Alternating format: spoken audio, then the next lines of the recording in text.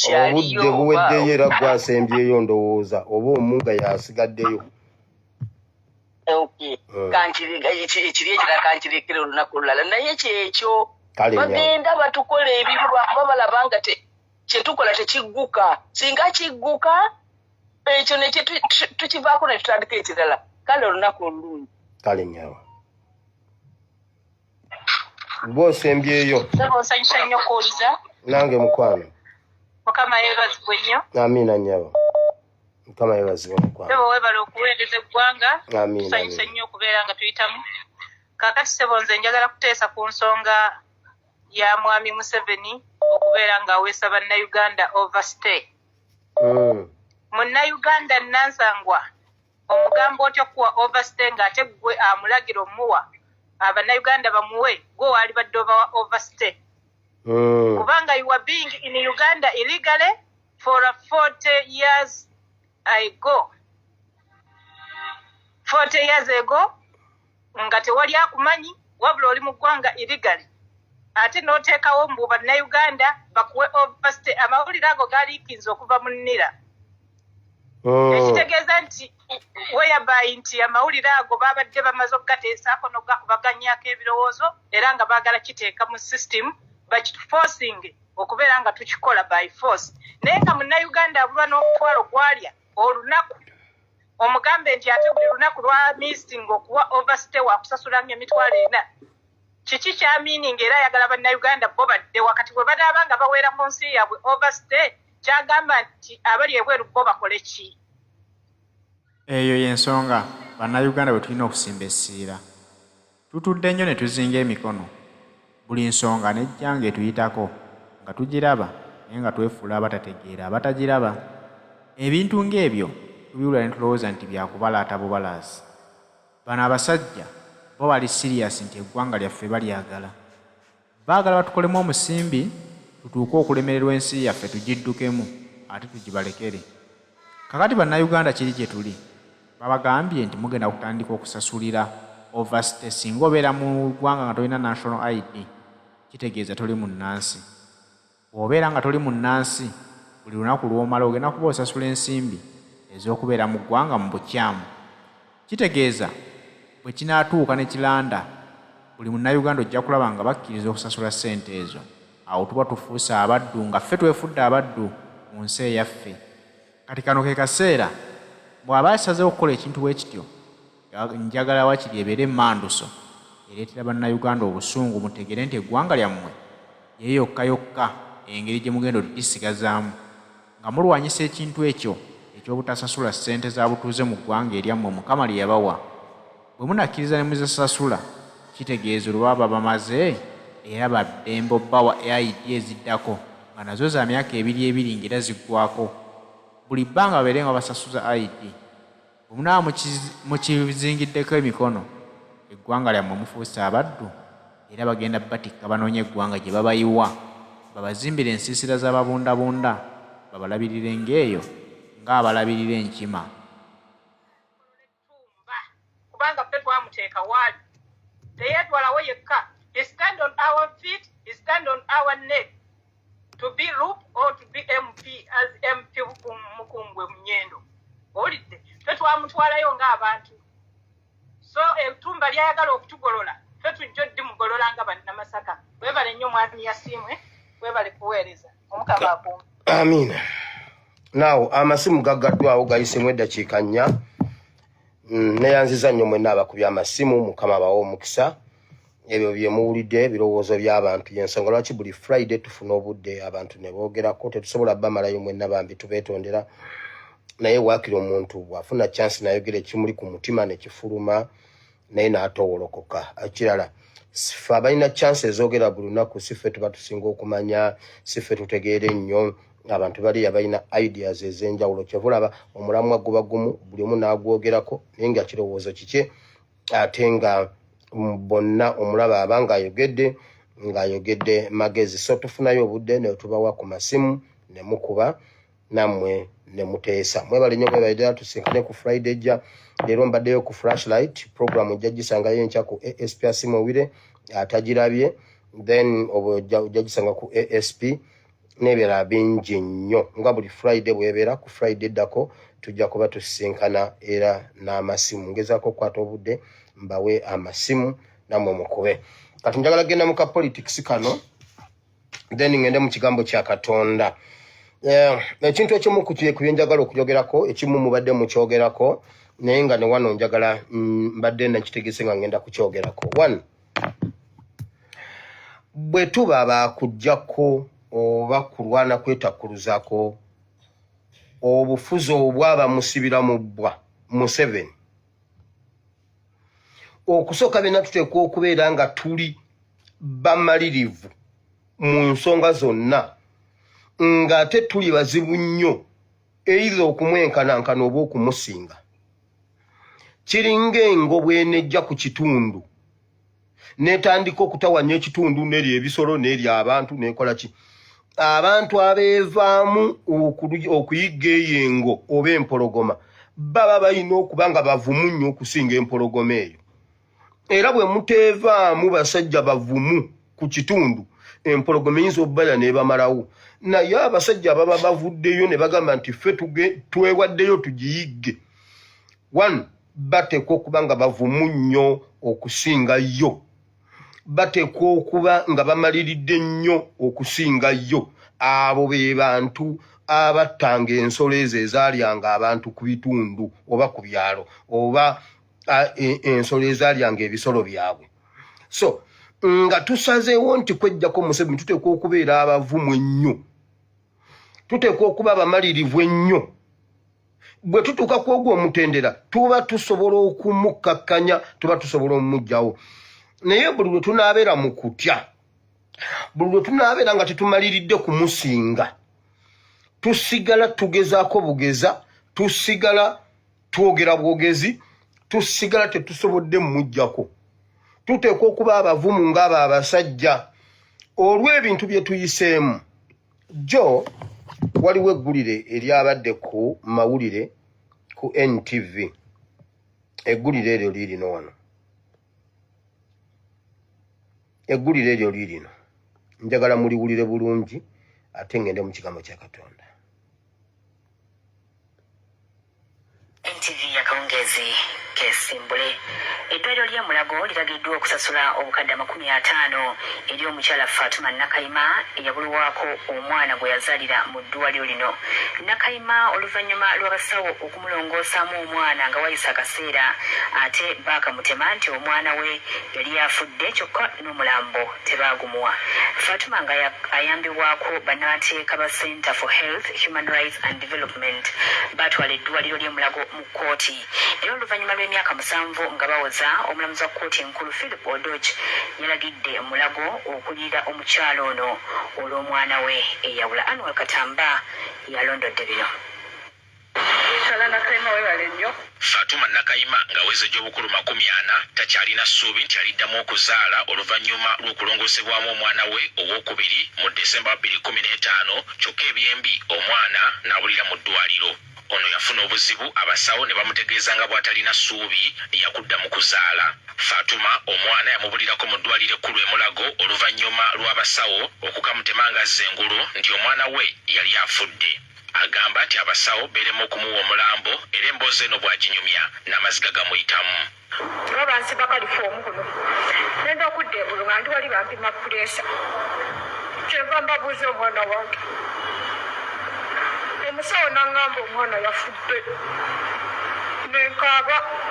Omusawo omukyala n'aŋŋamba tokaaba, olugendo lujja kuluma, tokaaba bandaga nnyokeya. Omwami enkeera ajja akima mayiti, katuukira ku ggwanika bamugamba bano baleesewo obulambo 6 ate bannyini bo babututte. Bakebera mu kitabo kyawali ku ggwanika amanya gange tegaliimu, bakebera mu kitabo ky'abalamu waggulu amanya gange gyekali. Mu kiseera kino ekyokusoberwa omwami we yamwesamba n'ategeeza ne mujja we nga bw'ayinza okuba ng'aliko omusajja omulala gwe yawadde omulambo n'aguziika. Ono ye tuchakalanya era mbimugambye mujjo ly'abalamu wano ono musango mba n'atera okugusala n'alyoka abikkiriza n'angamba nali manyi wakola bwoti wamugabira abasajja balani bamutwale mugaanedde emisango girina mu kkooti era mpere ennindi nayo. Mu bulumi bwonna buno ekiwejjowejjo yakikuba mu kitongole ky'obwannakyewa Kifida Uganda ekyamugatta ku bannakyewa abatakabanira obwenkanya mu byobulamu aba Center for Health, Human Rights and Development CHEHAD abamukulemberamu okuwalawala eddwaliro ly'e Mulago ne balikuba mu kkooti. Omusango gwawaabwa mu Mei wa 2016 era oluvannyuma lw'emyaka 7 omulamuzi wa kkooti enkulu Philip Odochi yalagidde eddwaliro ly'e Mulago okuliyirira Fatuma obukadde 50 olw'omwana we. Kituzaamuko ku maanyi ne mu sisitimu yaffe ya judiciary okulaba nti ensonga z'abakazi bazikwata n'amaanyi era ne zino ssente ze bawadde mukyala Nakayema miliyoni meka 5 kkooti yataddewo interest ya 15%. Bannakyewa bano baagala minisitule y'ebyobulamu eyongere amaanyi mu kuteekawo enkola ezinyweza obukuumi bw'abantu nga bagenze mu malwaliro ga gavumenti n'ag'obwannannyini. Amalwaliro gateekwa okuba nga galabirira abakazi okutuuka paka last nga either afulumye n'omwana we oba ng'ekintu ekiba kyasobye ng'ate bamulaga nti y'ono omwana gwe wakola ki gwe wazaala. Obukuumi mu malwaliro gye tuyita safety mu health facilities nti tewabawo bugayajjavu mu ngeri emu oba endala. Akola ng'akulira eddwaliro ly'e Mulago Dr. Rosemary Byanyima bwe tumutuukiridde ku lukomo lw'essimu agambye nti ensonga eno batandise okugyetegereza. Yes, I've seen the documents that I gave my administrators to look through because I got them this week. Yes, and of course 2015 was quite a while ago. So I'm trying to retrieve the information to try to understand what really happened. Bino ebijjidde ng'omulamuzi wa kkooti y'omu Philip Odochi bwe yabadde awa ensala ye mu musango gwawaabwa ekimu ku bitongole by'obwannakyewa ku malwaliro g'obwannannyini okubinyika abantu ebisale by'obujjanjabi yalagidde minisitule y'ebyobulamu okuteeka ekkomo ku ssente ezisabibwa amalwaliro gano. Akola ng'amyuka akulira ekitongole ky'obwannakyewa ki Center for Health, Human Rights and Development CHEHAD Dorothy Amroni awagidde ensala eno n'ategeeza nti ebyobulamu ebirungi ddembe ly'abuntu ery'obwebange eritaliko mugagga oba mwavu. Naye nga kyandibadde kikulu nnyo nti buli munnayuganda embeera weeba egaanye asobola okufuna obujjanjabi mu dignified environment, si lwa kumutulugunya lwakuba esente tazina oba lwakuba mwavu nnyo because waliwo endwadde ezijja nga tesooka kebeera mu nsawo yo nti oba olina mmeka oba weetegese. Ani Walukatamba, NTV, Akawungezi. Now, mu mateeka bagamba nti justice delayed is justice denied. Buli omusango lw'eggulwayo judgment netafuluma mu bwangu tebuba bwenkanya. Omukyala bamubbako omwana mu 2016 omusango bagusaze 2024. Ebbanga eryo lyonna babadde balinda ky'okusala omusango ogwo ne bamuwa obukadde 5. Ulira recommendation wabeerewo etteeka eriyamba abakyala okuzaala. Omuntu okuzaala omwana we ne bamu omuntu waliwo ekintu kye bayita obuntu ogamba otya nti awo weetaagisaawo etteeka. Obuntu bwalagawa oba omuntu osobola kubba kaana ka mbizi embizi wakiri ekuluma ototusa kukwata ku kaana ka mbwa okwata otya omwana wa munno n'omutunda. Mbwa omulamuzi Odochi yagambye bamuwa obukadde 5 ku damage zonna ze yafuna mu kumulongoosa bamukomya tagenda kuddamu kuzaala kuba tebatubuulira kikyayo kye bagamba tagenda kuddamu kuzaala bamukola ki mu kumulongoosa. Eyo damage emu. Damage ey'okubiri bamwonoonera obufumbo. Omusajja n'agamba nti omulambo yaguwadde omusajja omulala oyo n'amusulawo. Eyo damage yakubiri. Ekirala obba otya omwana w'omuntu. Eddwaliro ly'e Mulago litubuulire ani yali in charge, ani okuvira ddala ku mukulu akulira Mulago ebiseera ebyo abaaliwo yali akulidde olunaku olwo yali abakulidde abaali ku jjute. Omwana w'omukazi ono aliwa baamuteeka wa? omwana bamuteeka wa mu bafutaliyo ani yamuzaazisa eggwanga limulabe nti yono mbu bamuwa obukadde 5 olw'okubanga ye Nakayima Fatuma Ingrid tulinawe omusirikale yamukwata ku bbeere n'alimulekera teyali mujjaako omusirikale yamukwata ku bbeere lye n'alimulekera sigamba nti yali mujjako n'alitwala Ingrid teyaddeyo kulaba bbeere lye ebbeere lye yali sigaza naye oddikwatako omulamuzi n'asala n'agamba bamuwa obukadde 107 gwe babbira omwana n'agamba bamuwa obukadde 5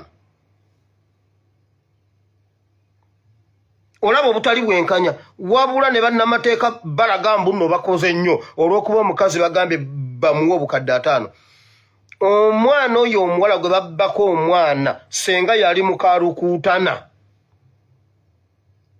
senga yali muka Bright lwa Mirama senga yali muwala w'olwo olukazi olwo olw'emulago olubyanyuma bandi muliyiridde obukadde 5 obwo si bwenkanya temuli mu bwenkanya mu Uganda mu buli kintu kyonna bwe tubanga olwaleero omwana w'omuntu akyasobola okuzaalibwa n'abuladde liberatire ebintu bino bulijjo bwe tubyogera ku social media bagamba ffe tusiiga ggwanga nziro omusango guugwo naye n'omulamuzi yennyini teyabadde mwenkanya obukadde 5 emyaka 7 abadde atambula mu makubo okudde eno okudde eri Costis kudde eno okudde eri ne damage zonna nkugambye omusirikale yakwata ku bbeere lya Ingrid bwati omulamuzi yagamba bamuwe 17 ate bwe batuuka okumuliyirira Ingrid bamuwa over 500M n'aweta n'olwaleero Ingrid okyamulabako befuula nti omusango tegwaggwa simanyi mbu gavumenti egenda kukola apiiru eno emabega w'emizindalo ne bamuwa over 500 Ingrid n'asirika paka n'olwaleero Ingrid tulina waliwa ekyo bakozesa ekyo ekintu judgment eri ne batuula ku mmeeza ne bakutula ddiiru Ingrid n'atema waleozeeyo muwulira naye omukazi n'abula omwana naye nebyo byokka eyo si y'ensonga mu Uganda kiki ekiteredde ebbanga lya Museveni lya bbanga emyaka 40 mpaayo ekintu Museveni kyakoze ng'ekyakimaze eby'enguudo biganye buli kintu bakwatako kikwate amasomero gaganye buli kintu bakwatako kikwate ebyobulimi biganye ebyobulunzi biganye biki biganye ekonomi eganye ebyobulamu biganye buli kimu kiganye ebyo byokwerinda biganye mutubuulire ye ekintu abawagira Museveni oba ne Museveni gavumenti ya Museveni mutubuulire ye ekintu nga Museveni akikoze n'akimaliriza nga kyomuwulira akimaze ebbanga lya myaka 40 ebimu mbyogeddeko eri ku flashlight sijja biddamu kuba bibadde mu buwanvu mu details okusingako wano so bannayuganda ffe tulina okusituka okweterereza buli kimu nga bw'olaba Kampala bw'afaanana buli kintu mu Uganda kifaanana Kampala bosanga omuntu ng'alina oluwumu wano ku luba mu feesi nga mulimu oluwumu totawana mugamba kujja mu saati kulaba mugongo totawana kumugamba mbujjamu esaati tulabe omugongo kasalu kukwata muno omuntu walaba oluwumu ne lukugenda gundi mu nviiri mu mutwe owedde kati totawana mugamba mbu atejjamu esaati tulabe omugongo buli kintu mu Uganda kitunula nga bw'olaba Kampala kati mu Uganda amatooke gago mwagalabye muwogo buli lw'omulima abeera akaawa abeera ava mu takaati n'agongobala emmwanyi ziizo buli kintu kiikyo naye Museveni afuba kulaba ng'atutwala mu kakunizo k'ebyobufuzi 2026 nga ngenda mu kigambo kya Katonda njagala mbabuulire Museveni tageza n'atulowoozesa bannayuganda nti akalulu ka 2026 ke kagenda okujjako Museveni akalulu ka 2021 ke kagenda okujjako Museveni